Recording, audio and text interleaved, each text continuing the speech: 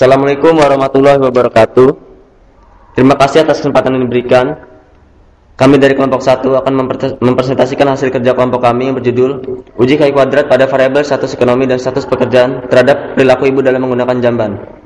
Sebelum masuk pada inti, saya akan memperkenalkan anggota kelompok saya terlebih dahulu. Yang pertama, saya sendiri, Irsas Eko Wilantara. Yang kedua, Ermaliani. Yang ketiga, Ade Ferientik. Yang keempat, Neni Sandisa Smita. Dan kelima, Miska Heria. Uji Chi-square bertujuan untuk menguji perbedaan proporsi atau presentasi antara beberapa kelompok data atau menguji hubungan antara variabel kategorik dengan variabel kategorik lainnya. Kegunaan uji Chi-square yang pertama, identity test atau hubungan dua variabel, yang kedua homogeneity test atau homogenitas antara subkelompok, dan yang ketiga goodness of fit, kesesuaian antara pengamatan dengan parameter yang dispesifikasikan. Prinsip dasar uji Chi-square adalah membandingkan frekuensi yang terjadi atau observasi dengan frekuensi harapan atau ekspektasi. Bila nilai frekuensi observasi dengan nilai frekuensi harapan sama, maka dikatakan tidak ada perbedaan hubungan yang bermakna. Sebaliknya, bila nilai frekuensi observasi dengan frekuensi harapan berbeda, maka dikatakan ada perbedaan atau hubungan yang bermakna. Syarat uji Chi-square.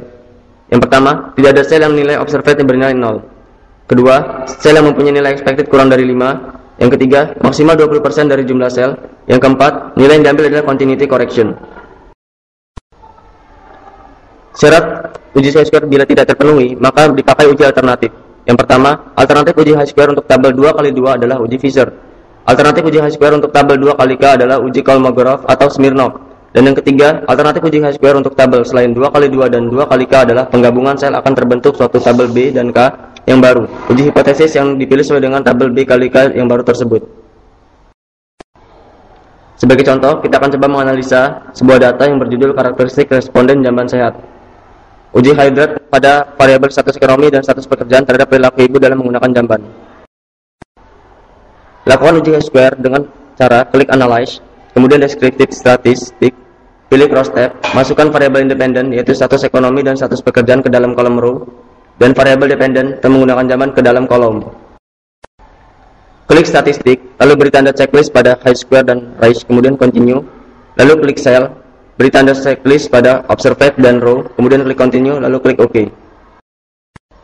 Dari hasil output SPSS tersebut, status ekonomi terhadap perilaku menggunakan jamban sehat dapat kita lihat bahwa tidak ada nilai sel yang observasinya bernilai 0, dan tidak ada nilai expected kurang dari 5, maksimal 20% jumlah sel, maka yang diambil adalah continuity correction, yaitu 0,001 dengan odds ratio 4,218 dengan CI antara 1,821 sampai 9,773. Interpretasi dari hasil tersebut ialah pada hasil output diperoleh bahwa p-value sebesar 0,001, dengan demikian bahwa p-value lebih kecil dari alpha, sehingga H0 ditolak. Hal ini menunjukkan bahwa ada hubungan antara status ekonomi terhadap perilaku penggunaan jamban sehat.